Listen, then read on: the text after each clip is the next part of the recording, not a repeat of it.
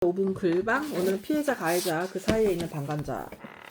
학폭이나 괴롭힘에 대한 얘기죠. 그죠? 그렇죠. 가해자, 피해자 모델이 아니라 그 중간에 누가 있다? 방관자. 네. 그래서 방관자는 침묵을 하고 모른 척한다. 그리고 이거는 가해자를 소극적으로 지지한다. 이런 말을 하는데 이 말을 어떻게 생각해요? 아니라고 생각해요. 왜냐면 방관자가 뭐 안 하고 싶어서 하는 것도 아니고 도움을 주고 싶은데도 뭔가 자신한테 이제 불이익이 있을까봐 안 하는 거일 수도 있는데 그렇게 평가하는 거는 맞지 않다고 생각해요. 2차 가해일 수도 있는 거죠. 방관자도 피해자일 수도 있는 거죠. 그죠? 방관자가 나섰다가 피해를 볼 수도 있고 또 방관자는 자기가 떳떳하지 못하고 정의롭지 못하다는 죄책감에 시달릴 수도 있는 거죠. 그죠? 그래서 방관자를 이 사람의 프레임은 방관자를 가해자 편에 거의 소극적으로 가담자라고 얘기하고 있잖아요. 네. 그러니까 물론 누군가 무슨 짓을 하는데 말리는 사람이 많으면 그 나쁜 짓을 하는 사람이 움츠러드는 게 맞긴 하거든요. 근데 그거를 적극적으로 말리기가 쉽지가 않죠. 그리고 아이잖아요. 그래서 이 글은 좀 약간 피상적이지 않나, 아니면 교육 성장이 정말 있었던 사람일까라는 생각이 선생님이 들긴 해요. 다만 그래도 뭔가 가해자가 무슨 일을 행동을 했을 때 좀 적극적으로 저해하는 사람이 있다면 가해자가 되는데 좀 가해자의 행동 자체의 범위를 좀 제한할 수 있을 거라고는 생각이 들어요. 그리고 민서는 가해자, 피해자, 방관자 모델에 대해서 나를 안 괴롭히니까 괜찮다라고 하는 회피하는 태도에 대해서 그 가해자를 돕고 있다고 이 사람 얘기하고 있잖아요. 그러니까 방관자들이 피해자를 돕는 행동을 해야 한다고 얘기하는 이 주장에 대해서는 반대하는 편이에요. 네. 그러면 어떻게 해야 된다고 생각해요? 방관자는 방관자대로 남아야 된다고 생각해요. 어쩔 수 없는 일이다. 그리고 여기서 가장 중요한 거는 여기는 아이들 얘기잖아요. 학급. 그런데 어른은 왜 침묵하는가? 그런 것 같아요. 아이는 뭔가를 배워가는 과정이 있잖아요. 근데 정작 물론 이 상황에 모든 걸 선생님이 개입할 수는 없지만 선생님이 알 수 있는 부분도 있거든요. 근데 선생님은 침묵을 하면서 아이들에게 적극적으로 목소리를 내라고 하는 거는 좀 약간 모순이 아닌가 이런 생각이 들 수 있죠. 그러니까 선생님도 개입하기가 꺼려지거나 아니면은 개입을 한다고 해도 달라지지 않아서 그냥 약간 묵인하는 면도 있단 말이죠. 근데 아이들이 그렇게 묵인을 하는 거는 그걸 동조했다기보다는 스스로를 생존하기 위해서라고 볼 수도 있죠. 근데 그게 옳은 건 아니지만 그 아이들 입장에서 그럴 수 있다라고 생각이 되는 부분이 있죠. 선생님이 침묵하는 어른은 왜 아이를 비난하는가라는 글을 썼거든요. 이거 보세요. 예, 여기서 자신이 침묵한 책임을 아이에게 전가하는 게 너무 자기 합리화라고 생각한다고 선생님은. 아이들은 아직 뭔가를 배우는 과정이 있잖아요. 그래가지고 이게 나한테 옳은가를 한다기보다는 내가 여기서 살아남을 수 있나? 또래 집단에서 생존할 수 있나가 되게 중요한 시기거든요. 근데 그런 아이들한테 되게 도덕적으로 그냥 요구만 하고 있잖아요. 그래서 이게 정말 실효성이 있을까라고 선생님 글을 써본 거죠. 그죠? 그리고 정말 문제가 아이에게 있다고 생각해요, 민서는? 아니요. 그러니까 우리는 이제 여기에서 이제 가해자, 방관자, 그 다음에 피해자 이런 구조도 얘기했지만 우리는 목격자도 될 수 있죠. 그냥 본 거 보기도 했어요. 그래서 묵인하고 방조했다고 나는 생각하는데 이런 거를 그냥 아이들 도덕성에 맡기면은 학교 폭력 자체가 크게 바뀌지 않을 거라고 생각하기 때문에 선생님은 지금 사교육 종사자잖아요. 근데 선생님은 학교 폭력 신고 의무자거든요. 아이들에게 문제가 생겼을 경우에 뭐 아주 퍼런 멍을 본다거나 아이들이 피멍이 들어 있다거나 아니면은 보통 일상적인 부분에 상처가 있을 때 선생님은 교육청에 신고를 해야 돼요. 그걸 선생님 의무자라고 볼 수 있잖아요. 학교 폭력도 신고 의무자 제도를 학생들한테까지 확대하면 어떨까 이런 생각을 하는 거죠. 이런 제도가 있다는 것만으로도 가해자가 그 행동을 안 하게끔 하는 거거든요. 그러니까 만약에 민서가 어떤 아이가 괴롭히는 걸 목격을 했어요. 근데 그러면 민서한테 신고의 의무가 주어지는 거예요. 그러니까 그거는 얘가 신고를 해도 되고 안 해도 되는 문제가 아니라 의무니까 해야겠죠. 근데 그걸 알게 되면 가해자들은 목격한 사람이 여러 명 있잖아요. 여러 명 있는데 그럼 그 사람을 다 두려워할 수밖에 없겠죠. 그런 제도적인 게 있다면. 그리고 오히려 그 애를 거역한다기보다는 말을 이렇게 할 수 있겠죠. 나도 너희들이 이렇게 네가 못 살게 굴면 신고를 하지 않으면 나도 벌점을 먹는다. 이런 식으로 그렇게 제도를 확립하는 게 오히려 아이들 도덕성에 기대는 것보다는 더 실효성이 있지 않나 이렇게 선생님 생각하거든요. 그래서 사후 처리가 되면은 뭐 아이들한테 뭐 학교 폭력을 가담해서 뭘 어떻게 했는지 그거 처리하고 아이들에게 뭐 한 명을 전학시키고 이런 것보다는 그냥 사전 개입의 구조가 필요할 것 같아요. 그죠? 그리고 뭐 다양한 플랫폼을 통해서 아이들이 이제 얘기할 수 있는지 그리고 담임 교사도 당연히 아이들의 뭐 또래 집단의 그런 역학 관계만 보는 게 아니잖아요. 그러니까 하시는 일이 많잖아요. 그래서 이렇게 뭐 기반 폭력에 대한 기반 탐지 시스템 같은 게 좀 필요할 것 같아요. 좀 시스템이고 구조적인 게 필요하고 그런 매뉴얼대로 뭐 아이들에게 뭐 1차적인 신뢰가 되게 중요하겠지만 처음부터 어른이 침묵하는 걸 보고 자란 아이가 또 침묵하는 아이가 되지 않을까 이렇게 생각해요. 그래서 아이가 도덕이 아니라 구조로서 스스로를 보호할 수 있게. 그래서 방관이 선택이 아니라 아니면 개입의 의무가 필요하다라고 선생님 생각해요. 민서의 생각은 어때요?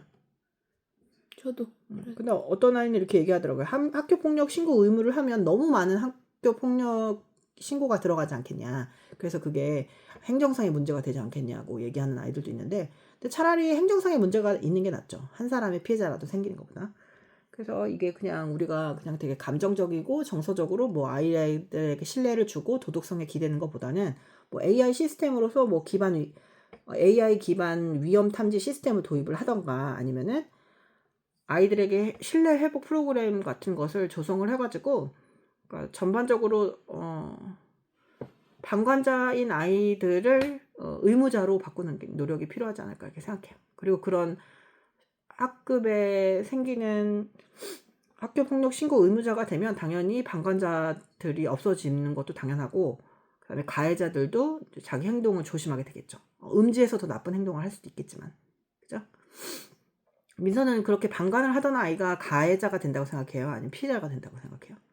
방관한 애는 아무것도 안 돼. 그냥 그 자리에 있을 거라고 생각해요. 근데 그러면서 폭력을 학습할 수도 있잖아요, 아이들이. 그건 아닌 것 같아요. 그러니까 선생님은 이 글을 쓴 사람은 방관자들이 적극적으로 가담을 안 할 뿐이지 소극적인 가담자라고 얘기했잖아요. 선생님 그렇게 생각 안 하고 되게 소극적인 피해자라고 생각해요. 왜냐면 이 아이들도 누군가가 고통을 받는 걸 보고 즐거운 사람은 없거든요. 누군가가 고통을 받는 거 보고 재밌다고 생각이 든다면 그 사람은 정신과에 가봐야 돼요. 그러니까 내가 맞지 않는다고 해서 그 아픔을 안 느끼는 건 아니잖아요. 그래서 그 아이들도 오히려 정신적으로 스트레스를 받지 않을까 이렇게 생각해요. 피해자와 뿐만 아니라 그렇게 어쨌든 그 목격자들의 인권도 중요하다라고 생각하죠. 그리고 개인의 프라이버시 문제도 있을 수 있잖아요. 그래서 어떤 아이들은 그냥 누군가가 개입하는 게 싫을 수도 있어요. 그러니까 그렇게 개입을 하는 것 자체를 싫어할 수도 있고, 그리고 이게 겉으로는 학폭처럼 보이는데 그게 그냥 단짝끼리 심하게 싸우는 경우일 때도 있더라고요. 그러니까 그걸 어떻게 개입해야 될까 굉장히 혼란스러웠던 경우가 있거든요. 그러니까 서로 애증의 관계 여자아이들이라든가 그래서 뭐 저렇게까지 폭력을 쓴다고 해서 되게 적극적으로 개입했는데 알고 보니 단짝 친구였고 예전에는 그 상대 애가 자기한테 그렇게 했었다고 막 이런 식으로 얘기를 하고 이게 되게 구조적으로 여러 가지 문제가 있는 것 같아요.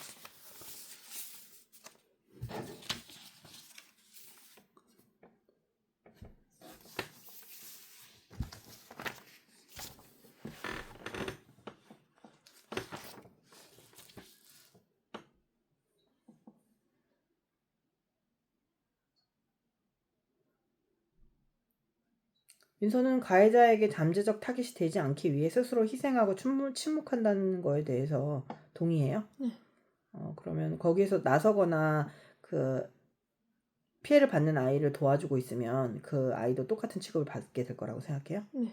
근데 오히려 그런 사람이 여럿이면 그러지 않지 않을까요? 그게 소수기 때문에 네, 그런 건 그 아니에요? 여럿이 어떤 애인지에 따라서 다르죠. 다른 것 같아요. 그러니까 민서는 아직 지금 14살밖에 되지 않아가지고 이게 사람들 사이에 뭐 평판이나 뭐 서열 이런 거에 대해서 되게 그냥 되게 암묵적으로 동의하고 있잖아요. 물론 그런 면이 있는 것도 있지만 사람이 성숙하지 못할수록 그 사람을 줄 세우거든요. 그러니까 세상의 모든 기준에 맞춰서 그렇게 사람을 줄 세울 수는 없어요. 물론 어른들도 그런 면이 있겠지만 그래서 좀 세상을 보는 창을 좀 여러 개로 두면 좋겠어요. 얘는 원래 나보다 못하네 이런 식으로 서열을 매기다 보면은 그 서열에서 누군가는 도태되고 누군가는 계속 위에 있잖아요. 그거 자체가 인간관계 자체를 부정할 수 있게 되는 계기가 될 수도 있으니까 그래서 세상을 좀 넓게 보려고 하는 그런 생각이 좀 필요할 때라고 생각해요. 그게 전부가 아니죠. 그렇지 않나요? 그렇죠. 어른들은 문제가 생길 때 개입한다고 생각해요? 아니요. 남의 문제에 개입하지 않는다고 생각해요? 네. 그렇죠. 어른들이 잘못 개입하면 프라이버시 침해라고 볼 수 있죠. 그죠? 맞아요. 옆집에서 막 너무 심하게 부부싸움을 해서 근데 뭐 폭력이 가정폭력이 있는 것 같아요. 신고를 했는데 오히려 그 사람이 아니라고 그냥 사랑싸움이라고 이렇게 넘어가는 경우도 있고 그래서 아주 큰 일이 아닌 경우는 어른들은 되게 주저하기 마련이에요. 왜냐하면 그것 때문에 더 문제가 생길 수도 있으니까. 이게 무슨 영화가 아니기 때문에 어떤 사람이 막 영웅처럼 자기를 구해주기를 원하는 거를 어른들은 원하고 싶지 않거든요. 자기 인생의 무게는 내가 져야 한다 이렇게 생각하기 때문에. 아이들은 누군가 도와주면 고맙지 않을까요? 내가 약자가 되고 내가 피해를 받고 있을 때니까 세상을 살면서 내가 누군가의 도움도 필요 없을 거라고 생각하면 그건 되게 오만이거든요. 갑자기 민서가 운전을 하는데 갑자기 차가 진흙에 빠질 수도 있잖아요. 근데 그게 혼자 힘으로 나올 수 없는데 되게 여러 사람이 그 차를 들어 올려줄 수도 있는 거고 세상에 도움을 받지 않을 수 있는 삶은 없어요. 그래서 어떤 경우라도 누가 도와주면 되게 고마운 일이죠. 근데 그게 이제 어른이 되면서 좀 복잡해지니까 그게 사생활 침해랑 연결되면은 어른들은 되게 방어적으로 될 수도 있죠. 그죠? 그래서 아이들에게 자꾸 도덕성을 요구하기 전에 교육뿐만 아니라 시스템이 보완이 된다면 이게 더 효과가 있지 않을까 이렇게 생각해요. 애초부터 가해자가 뭔가 가해자라고 이름이 붙여질 만한 괴롭힘을 하는 근본적인 이유가 뭐라고 생각해요?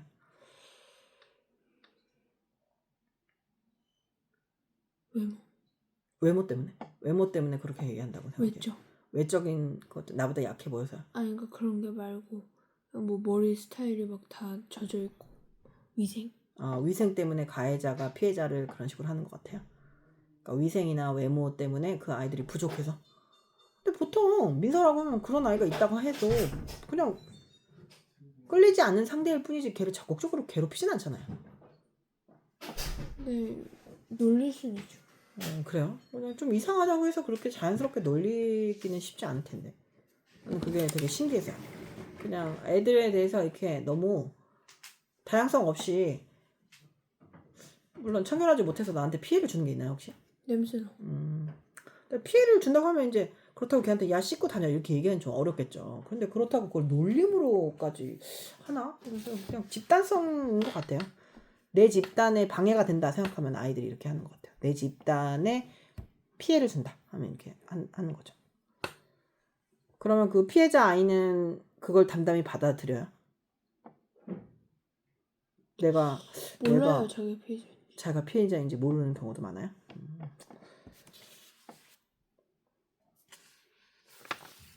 이게 뭐 왕따나 학교 폭력은 뭐 30년 전에도 있었어요. 20년 전에도 있었고. 근데 지금이 더 교활하고 더 은밀하게 행해지기도 하고 이렇게 누군가를 약자를 괴롭히는 게 꼭 무슨 놀이처럼 그러니까 그게 막 TV 같은 거 보면 일진이나 이런 거에 대한 얘기가 많잖아요. 그 일진이 하나의 무슨 뭐처럼 막 그려지는 거에 대해서 되게 선생님 한심해 보이거든요. 그러니까 누군가를 되게 내 지배하에 두는 게 그 사람이 멋있어지는 행동은 절대 아니죠. 되게 한심해 보이지 않나요? 사람을 저렇게 누군가 지배하려고 하는 마음이 되게 한심하고 열등감 있는 아이의 모습으로 보여요, 선생님은. 그래서 이제 그런 거를 되게 우상화하지 않았으면 좋겠어요. TV 같은 데 보면은 뭐 뮤직비디오나 이런 거 보면 되게 막 멋있는 남자애들이 일진놀이 하잖아요. 일진놀이, 영웅놀이 이런 것들 좀 제발 TV에서 좀 그만 봤으면 좋겠어요. 그게 현실을 반영해서 그런지 저런 걸 보고 애들이 따라하는지 선생님 잘 모르겠네요. 민서 반에도 그런 아이들이 있어요? 일진놀이를 하는 애? 그렇진 않아요. 남자아이들은 좀 거친 아이들 없어요? 거치다는 게 뭔 뜻이에요? 자기 마음대로 안 되면 폭력을 쓴다거나 소리를 지른다거나 없어요. 그런 건 없어요. 그래서 이제 1학년 지금 이제 1학기가 다 거의 끝나가고 있고 2학년 때 또 새로운 아이들을 만나게 되잖아요. 이게 점점 더 심해지면 심해지지 더 아이들이 순수해지진 않잖아요. 그러니까 자기 나름대로의 가치관 확립은 안 되고 사회에서 생각하는 그 멋있음하고 그 자꾸 충돌이 되니까 애들이 점점 더 되게 날것의 아이들이 된다는 점이 저는 선생님은 좀 불편해요. 그러지 않았으면 좋겠어요. 정말 빛이 나는 아이는 누굴 밟을 필요 없어요. 그래서 이 글에 대해서 한마디로 얘기하고 또 민서의 생각을 얘기하자면